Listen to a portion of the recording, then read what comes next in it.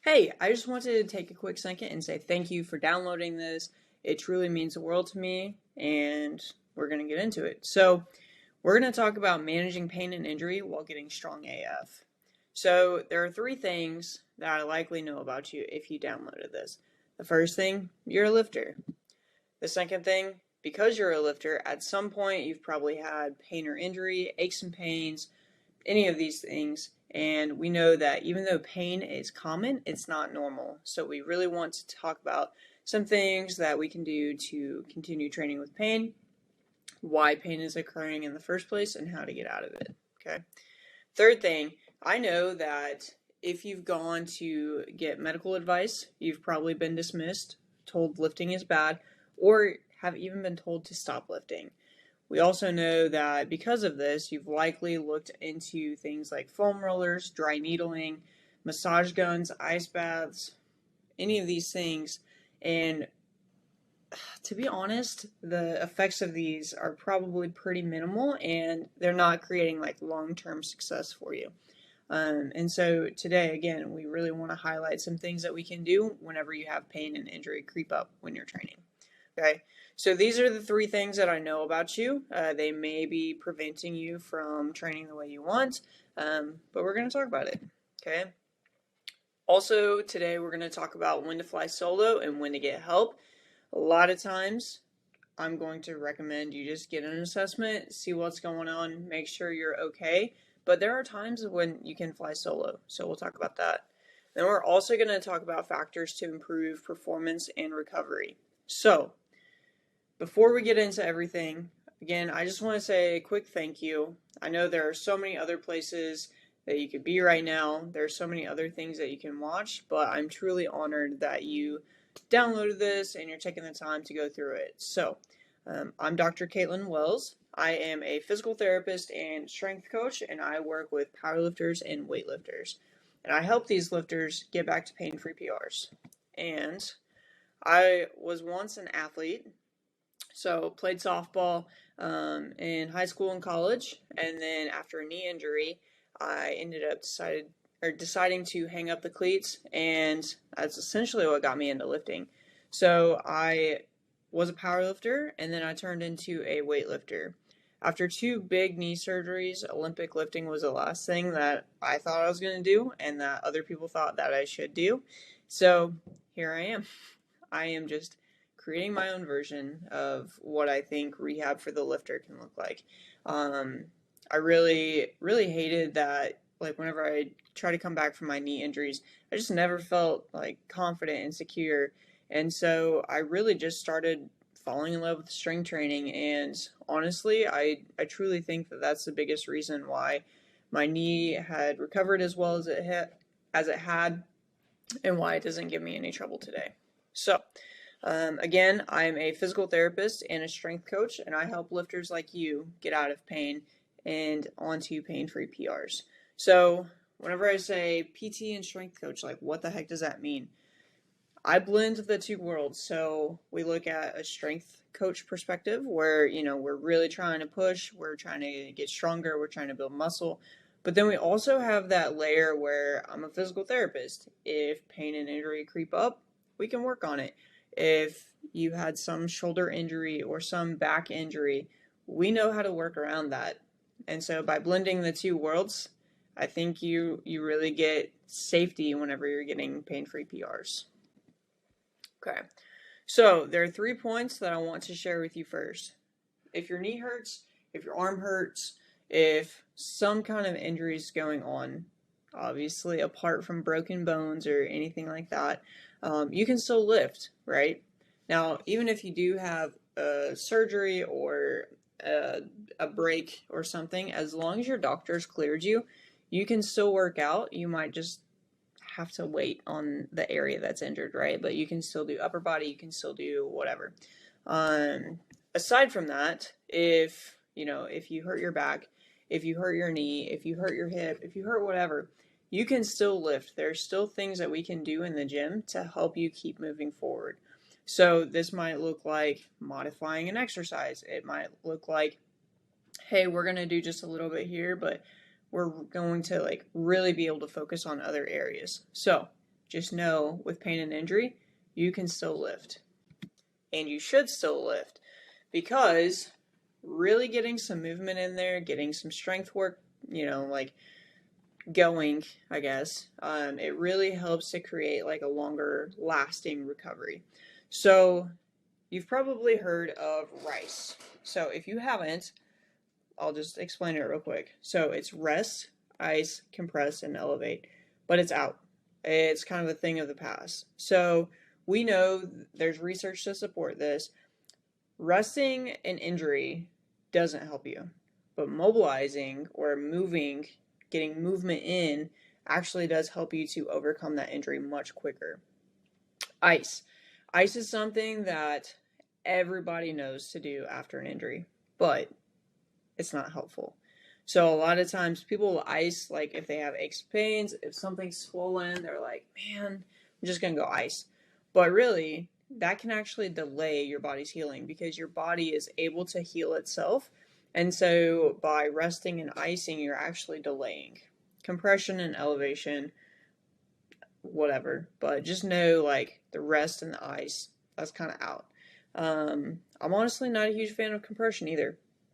Just because, like if you're constricting an area, it might make it hurt worse. It might try to force too much fluid out that's, actually trying to heal. You might not get adequate blood flow. So to me, RICE is out and movement is in, okay? For me, there's really nothing worse than taking time off whenever you have an injury. And like I said, you can still do a variety of things, and we'll get into it here in a little bit of like ways that you can still train even if you have pain, okay? And then just know that it is actually possible to keep your gains even with an injury. A lot of times people will freak out and be like, oh my gosh, like I've been working so hard to get XYZ, but just know, like, it doesn't have to be one or the other. You can still recover from an injury and still get strong and maybe even hit some new PRs in the process. So by now you might be mind blown, just being like, what the heck? Don't worry, we're going to go over all of it. And this is one of my favorite things. So we'll dive into a little bit of it and just go from there. Okay.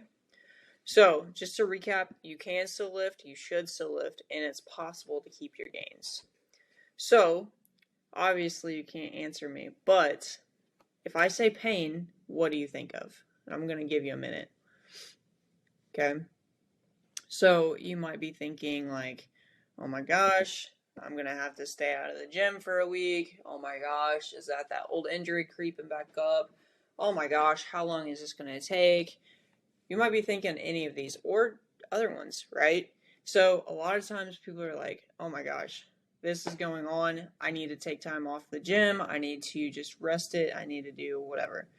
But that's not true. And again, you're going to get tired of me saying this, but I really want to make sure that you know that it really is possible to stay in the gym even with pain. So whenever there is pain, I don't think that you should just completely ignore it and bust through it. That's not what I'm saying. I also don't think that you should just take time off completely. I think there's a sweet spot in the middle and really wanting to make sure that we're in that sweet spot so that we're not making things worse, but we're making things significantly better because we are moving it. We're getting stronger and doing all these things. So if I say lift with pain, what do you think? Do you think I'm crazy? Do you think there's no way that you can do that? Do you think that maybe you're on my side and you think that it's awesome and that you should do it? Like, what do you think when it comes to that? Okay. So again, this is kind of one of those, do I take time off? Do I not? Do I just keep doing what I'm doing and hope it goes away? Like, what's going on? All right. So I want to highlight my dude here real quick. So this is Rob.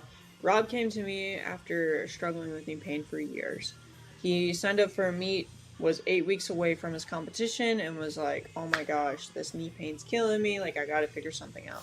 So Rob and I set up an assessment, and we worked together for about 8 weeks to get him to the competition.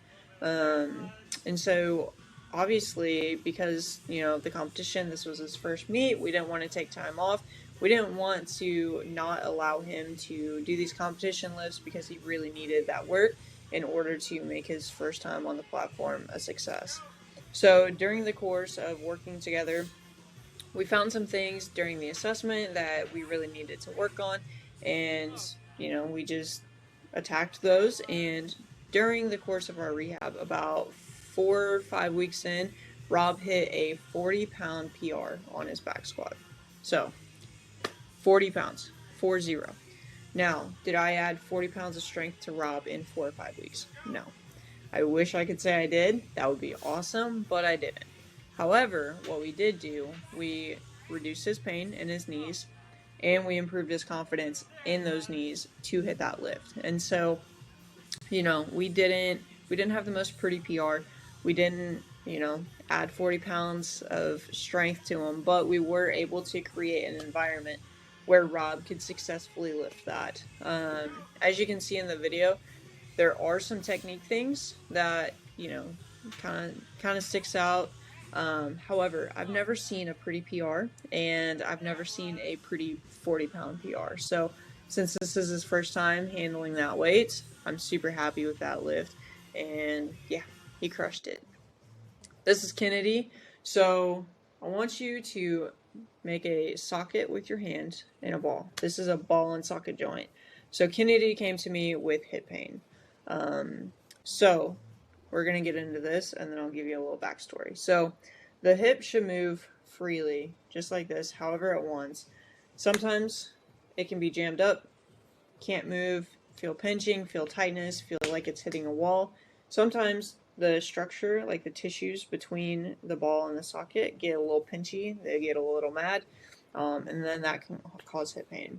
So Kennedy was dealing with hip pain for honestly years. She was a gymnast, had hip pain, kind of went away, and then she recently had hurt her hip again.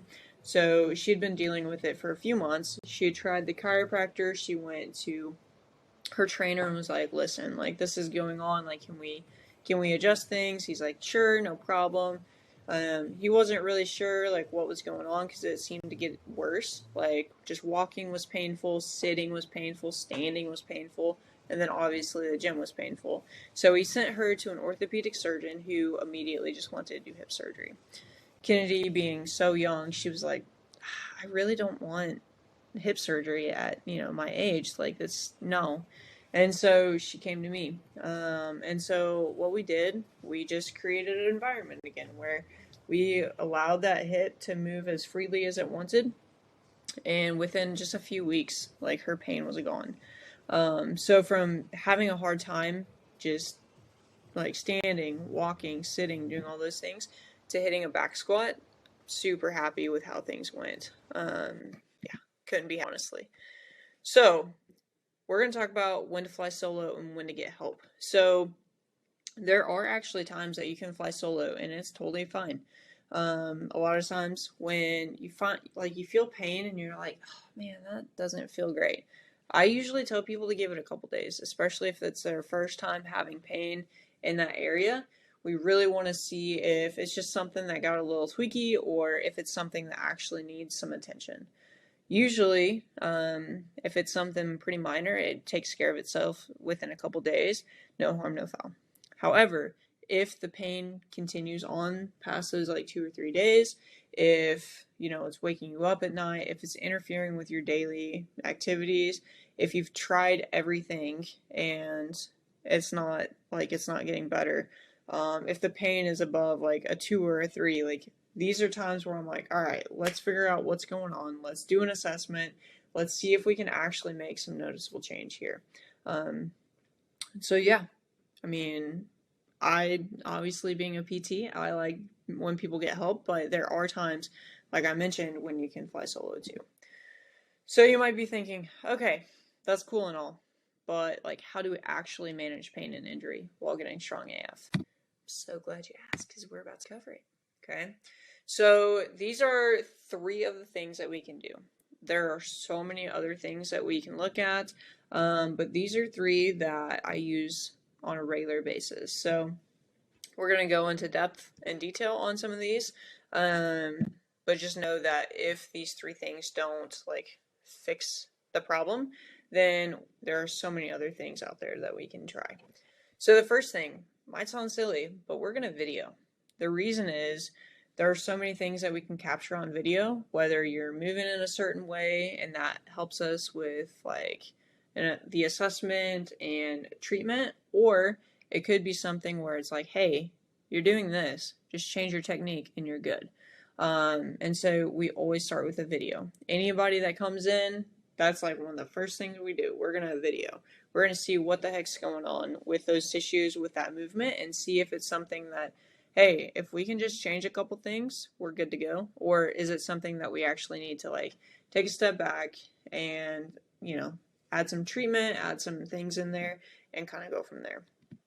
So I want to tell you the way I like to video. So I mostly video from the side. So whenever we're looking from the side, we're able to see bar path, whether it's squat, bench, deadlift, clean and jerk, snatch, whatever it is. We're able to see bar path. We're able to see what your back's doing, what your hips are doing, what your knees are doing. If they're traveling forward past the toes, which is good, safe, or if they're staying back, or what the shoulders are doing, or anything like that. Viewing from the side gives us a ton of information. If we can't video from the side, then I'll go at the 45-degree angle, the one in the middle there. And really that just kind of gives us like a general movement. It doesn't give us all the specifics, but it does give us a pretty good idea of what things look like. And then occasionally I'll look from the front to see if there's a hip shift going on, if you're leaning, if you're pushing off one side more, anything like that. But if I had to choose one, it would be from the side. Now I want to tell you about my guy, Gary. So this guy came to me. He was like, man, it's so frustrating. Every time I get to 600, my back hurts. My back hurts every time I hit 600 pounds on my deadlift. 585 is fine. 560, 550, any of those numbers, they're fine. 600 freaking sucks. It always hurts. So this is a really good example of why videoing matters. So I was like, okay, let's check some things out. I'm going to do an assessment. I always like to start with an assessment just to see what's going on before we make something cranky. And so I had him deadlift after the assessment. I was like, all right, this is part of your assessment. Let's see what's going on. And so we videoed and he was fine, doing okay, leading up, and then we got some pain. So then I was like, okay, are you able to drop your hips any? Because I noticed his hips were just like almost straight up and down. And I was like, it looked like he was just standing and like bending over at the waist. And I was like, are you able to like drop those hips a little bit more so you can like press away the floor and really just get those good mechanics of a deadlift? And he's like, no, it hurts my hips every time I do that. Like I feel pinchy, I feel stuck, like I just can't do it. And I'm like, okay. So that actually correlated with what we found on the assessment that I did. And so I had him try a couple things during like our initial session, and I was like, all right, we're going to try these. We're going to get back, to the bar and see how that pull feels. So he did those things, went back, and the pain was significantly reduced. Wasn't gone, but it was a lot better. And so what we did, we allowed those hips to move a little bit more so he could come down and like with his hips on the deadlift so that he could lift more weight. So basically what we did, we got the hips more involved and took the back out of it a little bit. And I check in with him from time to time. He's still doing everything I had him do during that first session, and he is not having any pain. So it's awesome. Next up, we want to look at intensity and volume. So intensity is like the weight, the absolute intensity is like the amount of load on the bar. So like 100 pounds. Relative intensity is how hard is that to you. So we want to look at those, and we want to look at volume. Volume is sets and reps. You can also look at tonnage, which is sets, reps, and weights. But I typically start with like intensity and volume, and then we can throw in tonnage if we need to. So from here, there are a bunch of ways that we can get to 20 reps. If that's like the set volume that you're supposed to hit, We can do 5x4, 4x5, 10x2, 2x10, or we can do this bottom one, 1x5, 3x3, 3x2. We can bust up 20 reps however we need to.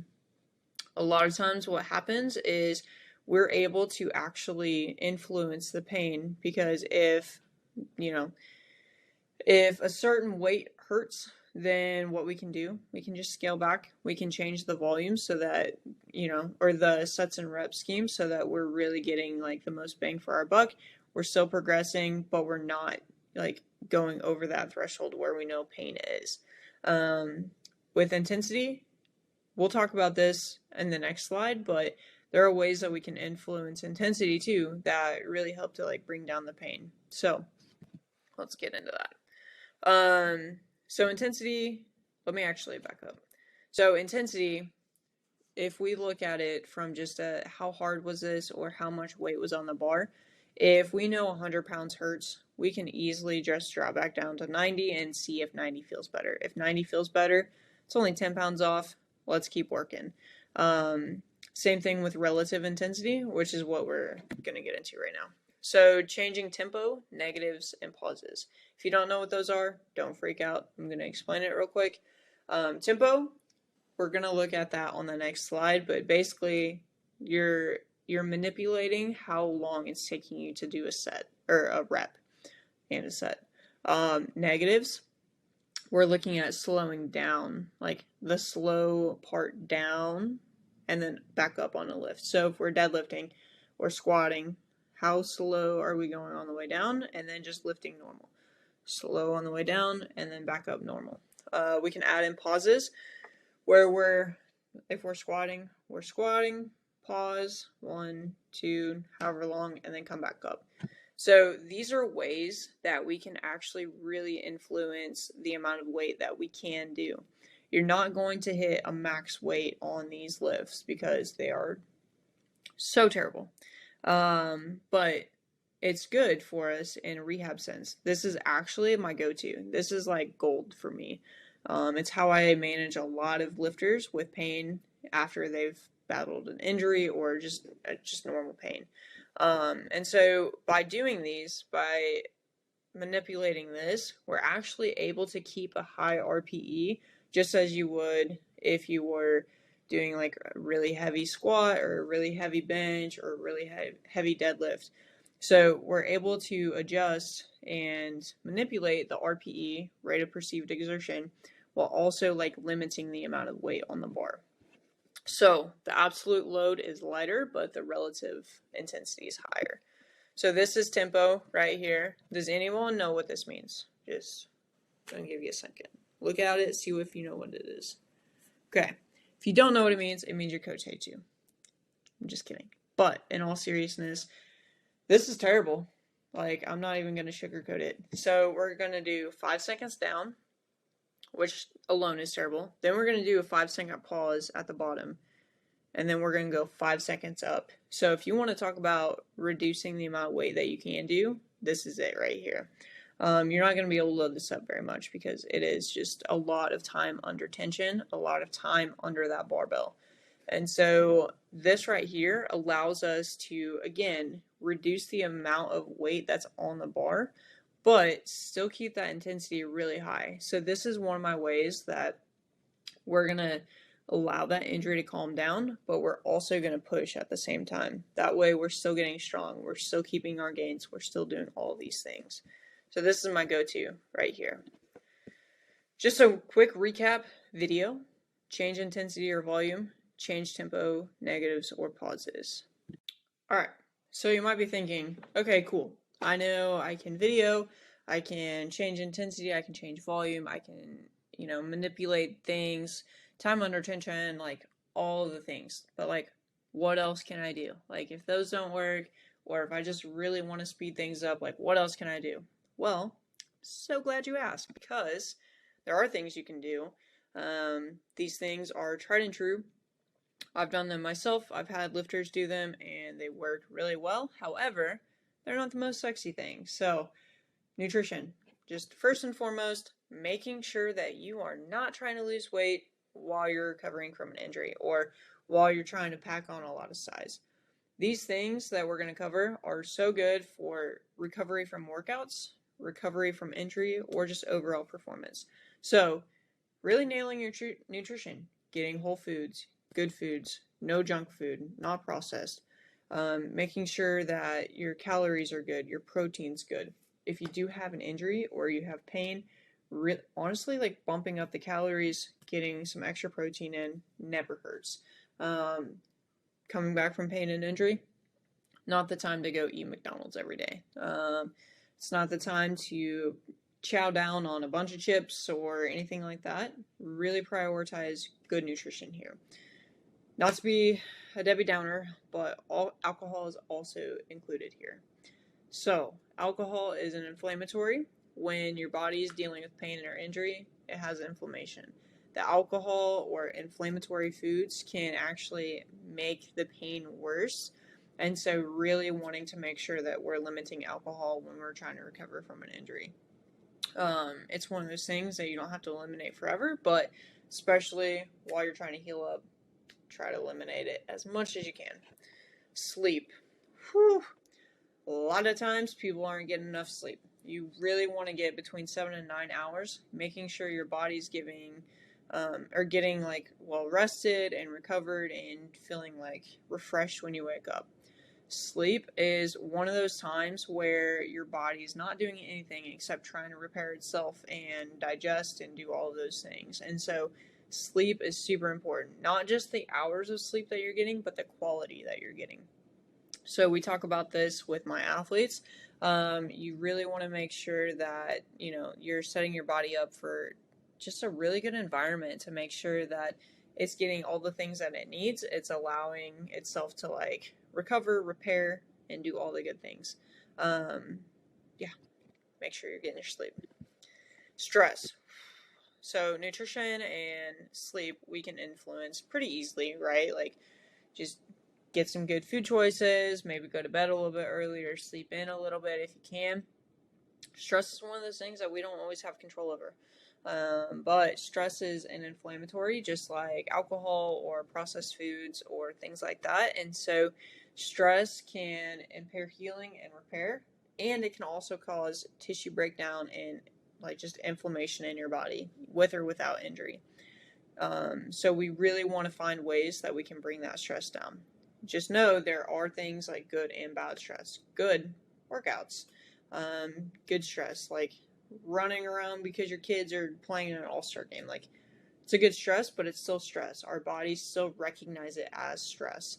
Bad stress, marital stress, work stress, car breaks down, any of those things. Your body's just gonna like see it as what it is, and it's just stress. So really trying to figure out ways that we can bring that stress down, not only from a performance standpoint, but also from an injury recovery standpoint. So this might be like going for a walk, meditating, journaling, praying if that's your thing, spending extra time with loved ones, going for a drive, taking 5 extra minutes in the shower, anything like that to just bring that stress down, to bring that extra inflammation down. Really, it just pays off so much. And then water. Water is good for everything, so just drink your water. It helps just kind of aid in the recovery process. It helps aid in performance and all the things. So get your water in however you need to. If you flavor it with fruits or drink through a straw or whatever it is, just try to get your water in. Okay, so recap. Nutrition, sleep, stress, water. If you really want to take this injury seriously, try to maximize those areas as much as you can. So, remember, you can and you should still lift with an injury, and it's possible to continue to make gains with even just 3 of the things that I showed you today. It might require a little bit of modification, but honestly, that's stuff that allows you to keep lifting, to keep improving while getting rid of your pain. And then you can also impact your recovery time and your performance just by doing those 4 things: the nutrition, the sleep, the stress, and the water that we talked about. So you might be like, okay, cool. This is cool, but I'm still like really nervous to implement this, or I'm just still kind of confused on like where to go, like what to do. But I got you. Okay, so here, this Beyond Recovery Physical Therapy, this is where you can find me on Instagram. Send me a message on Instagram. We can chat. We can do whatever. Just tell me, hey, I watched that recording that you had, the webinar, and I found this, and this. I'm dealing with this. Like, what can I do? Where should I start? Just let me know, and we will figure it out. We can message back and forth. We can hop on a call. We can do anything that we need to do. I want to make sure that you have somebody in your corner that supports you lifting and that can actually help you like lift while you're in pain. There's so many things that you can do. Okay, so even more, like I said, there's even more things that you can do past what we talked about, but starting there, getting a really solid starting point. Again, if you're confused or you have no idea, send me a message. I love questions. If you have questions about where to start, if you have questions about something in this webinar, if you have anything like that, shoot me a message and we will figure it out together. Otherwise, I'm Dr. Kaylin Wells. I'm a doctor of physical therapy and a strength coach. You can find me on Instagram at beyond.recoveryphysicaltherapy. I love to talk to people. I love to connect. So if you're not following me, follow me. Shoot me a message, say hi. Tell me what you got out of this, and I'll see you in the DMs. See you guys.